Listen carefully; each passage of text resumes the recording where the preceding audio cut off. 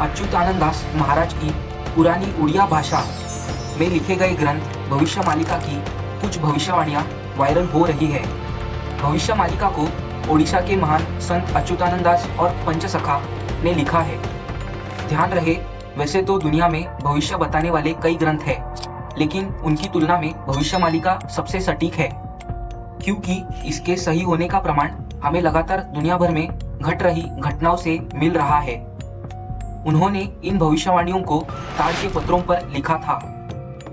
आज से लगभग 500 साल पहले यानी 16वीं सदी में ओडिशा में 5 महान संत हुए, जिनके नाम है संत अच्युतानंद दास, संत अनंत दास, संत जसोवंता दास, संत जगन्नाथ दास और संत बलराम दास। इन समकालीन संतों को पंचसखा नाम से जाना जाता है। इन पांचों संतों ने ओडिशा में वैष्णव परंपरा में आध्यात्मिक साहित्य और दर्शन शास्त्र को एक नया रूप दिया। इन्हीं संतों में से एक संत अच्युतानंद दास के पास भूत, वर्तमान और भविष्य तीनों को देख लेने की अद्भुत शक्ति थी। इन्हीं संतों ने भविष्य मालिका की रचना ताड़ के पत्रों पर की थी। भविष्य मालिका ग्रंथ में कई बड़ी भविष्यवाणियां हैं, लेकिन सबसे ज्यादा भविष्य के विषय पर 318 पुस्तकें संत अच्युतानंद दास ने ही लिखी है। भविष्य मालिका की भविष्यवाणियां। भविष्य मालिका में कलयुग के अंतिम कलाकांड और युग बदलने को लेकर अनेक सटीक भविष्यवाणियां की गई हैं, जो आज के समय से संबंधित है। सबसे पहले होगा कलयुग का अंत, महाविनाश, तीसरा विश्व युद्ध और कल की अवतार। भविष्य मालिका में कलयुग का अंत, महाविनाश, प्राकृतिक आपदा और विश्व युद्ध को लेकर कुछ लक्षण दिए हैं, जिससे हमें मालिका के भविष्यवाणियों का सत्यता और सटीकता का अंदाजा आ जाएगा। पहला, कलयुग के अंत के लक्षण। संत अच्युतानंद दास ने कलयुग के अंत के लक्षणों को भविष्य मालिका के भविष्यवाणियों में काफी विस्तार से लिखा है, जैसे सामाजिक अस्थिरता, धर्म का नाश, अधर्म का स्वीकार और भ्रष्टाचार। लोग ईश्वर को भूल जाएंगे और उनके खिलाफ बोलना शुरू कर देंगे।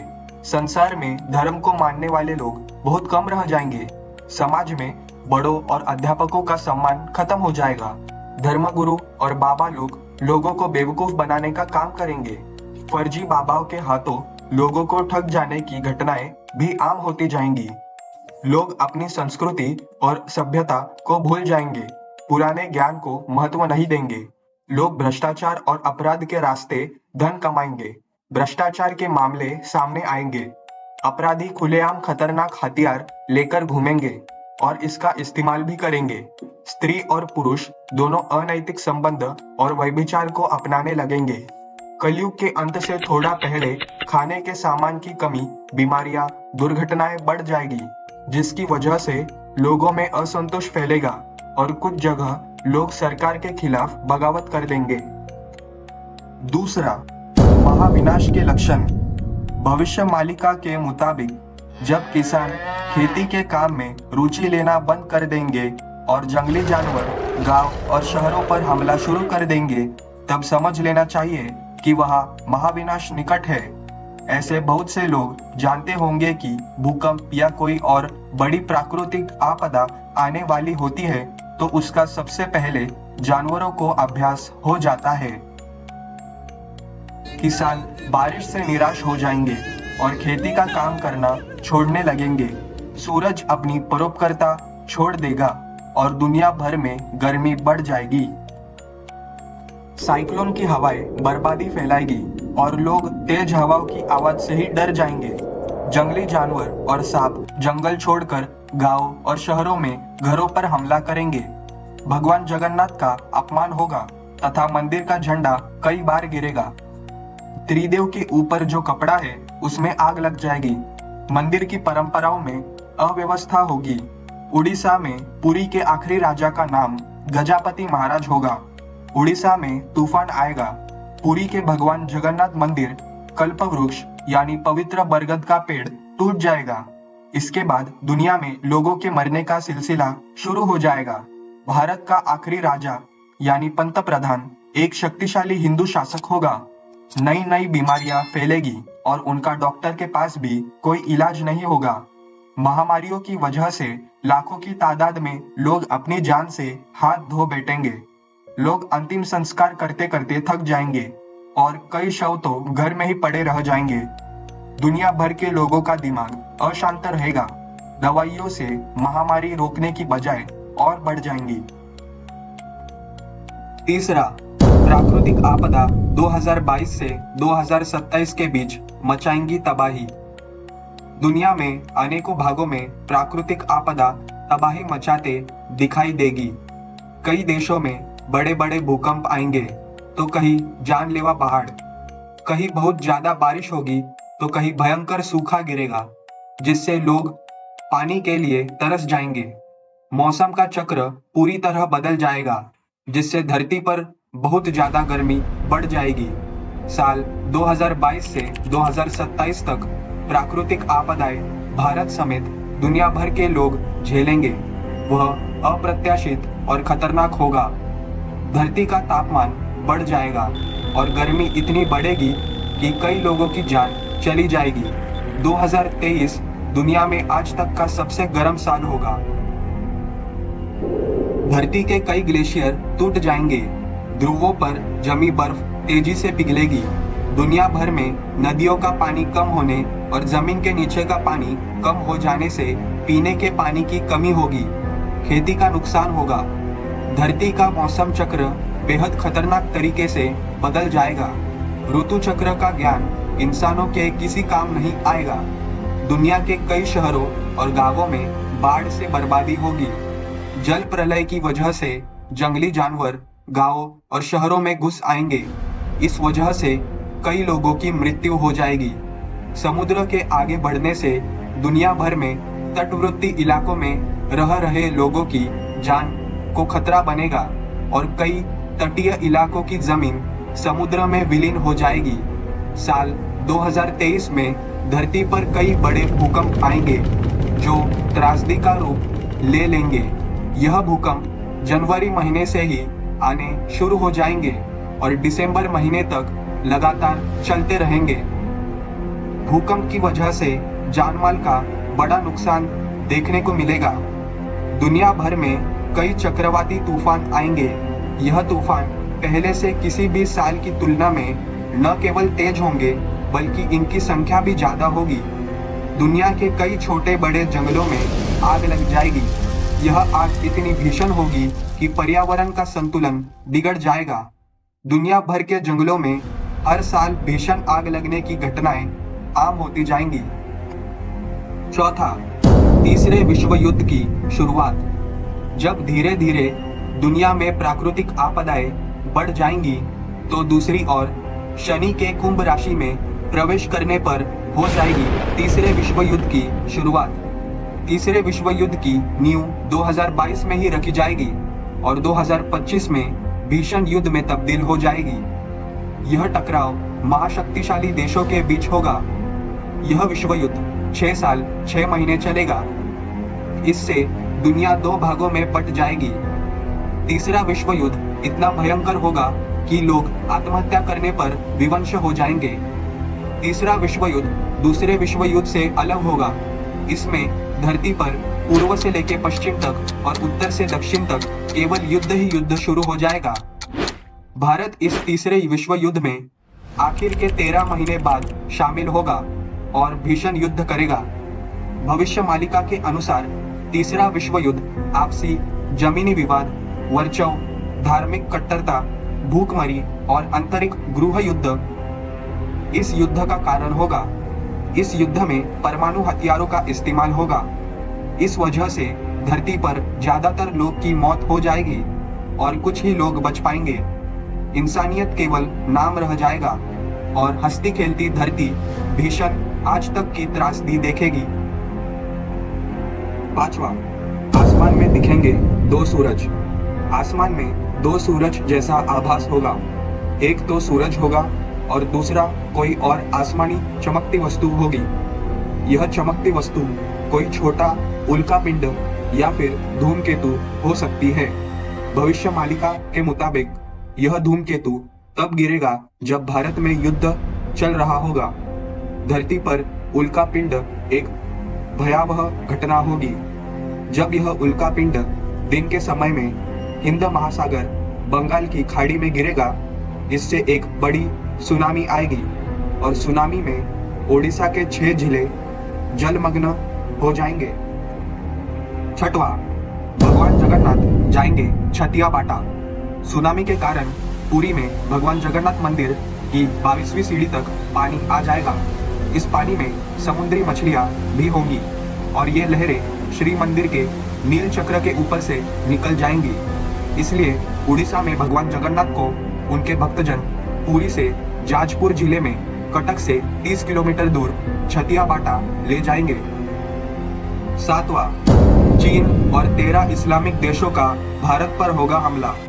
भविष्यमालिका में कहा गया है जब शनि मीन राशि में प्रवेश करेगा तो उसी समय दुनिया तीसरे विश्व युद्ध का महाविनाश देखेगी।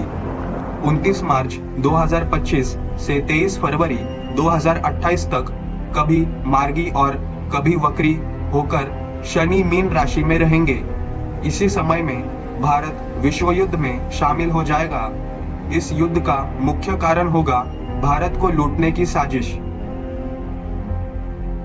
जब भारत धार्मिक अतिरिक्त समस्या से जूझ रहा होगा और तब भारत में मिलिट्री शासन लगा होगा, तभी चीन और पाकिस्तान अपने देश की हालत सुधारने के लिए भारत पर हमले की योजना बनाएंगे।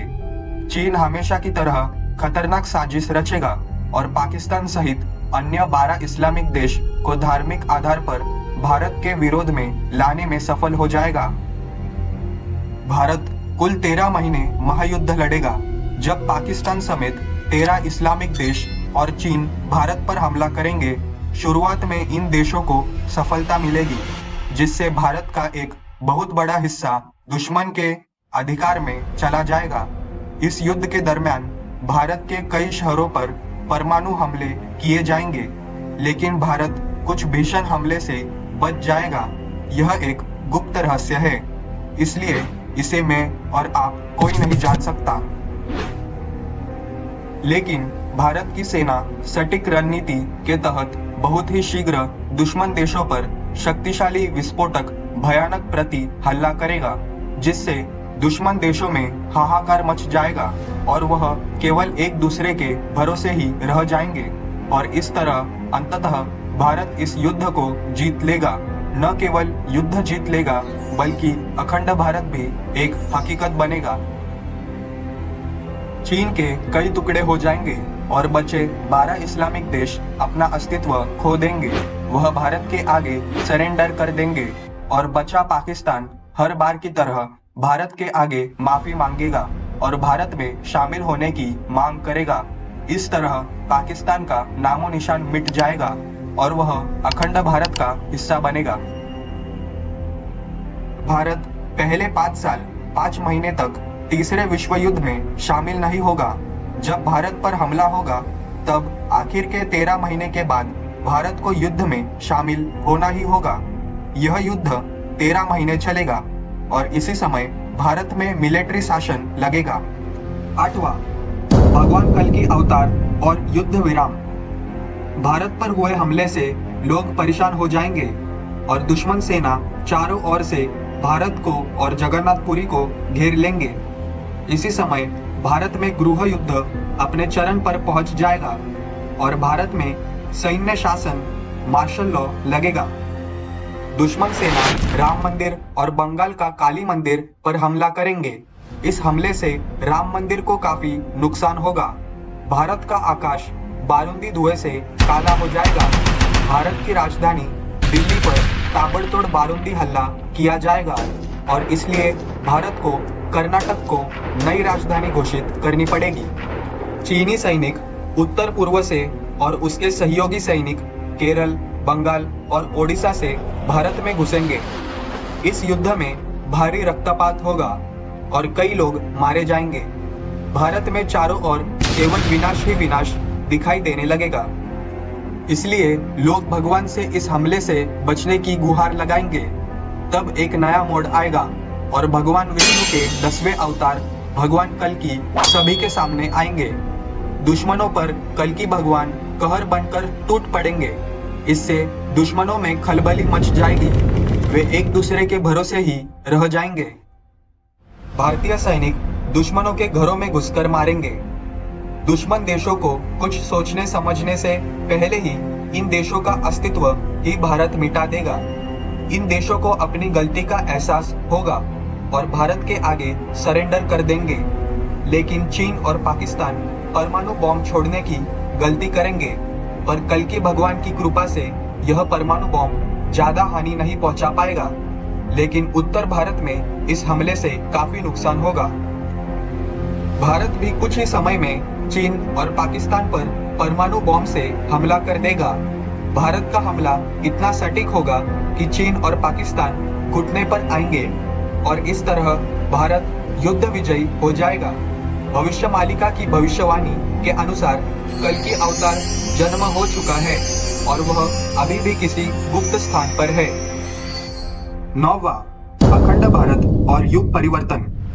विश्व युद्ध के बाद सीमाएं बदल जाने की वजह से दुनिया में कुल 111 देश ही होंगे और विश्व की आबादी केवल 60, अनुमानित आंकड़ा, करोड़ रह जाएगी। बाकी बचे लोग सनातन धर्म का स्वीकार कर लेंगे। भारत इन सभी देशों को नए युग में ले जाएगा और विश्व का नेतृत्व भी करेगा। अखंड भारत की शासन व्यवस्था अलग होगी और लोकतंत्र से भी उत्तम व्यवस्था कायम होगी और पूरे विश्व में केवल एक ही धर्म होगा, सनातन धर्म। 10वां, भारत का आखिरी राजा एक हिंदू शासक होगा। मालिका के मुताबिक ओडिशा में पुरी के आखिरी राजा गजपति महाराज होंगे और वही समयकाल भारत के आखिरी राजा यानी प्रधानमंत्री का भी होगा। यानी भारत के आखिरी पीएम को भी इसी समयकाल में होना है। भारत का आखिरी राजा एक शक्तिशाली हिंदू शासक योगी पुरुष होगा और उसकी कोई संतान नहीं होगी। मान्यवरों, आज के इस वीडियो में बस इतना ही। अगर आपको हमारी वीडियो अच्छी लगी हो तो कृपया कर लाइक, शेयर और सब्सक्राइब कीजिए। इसी तरह बने रहिए हमारे चैनल पर। मिलते हैं हमारी अगली वीडियो में। तब तक के लिए धन्यवाद। जय श्री कृष्णा।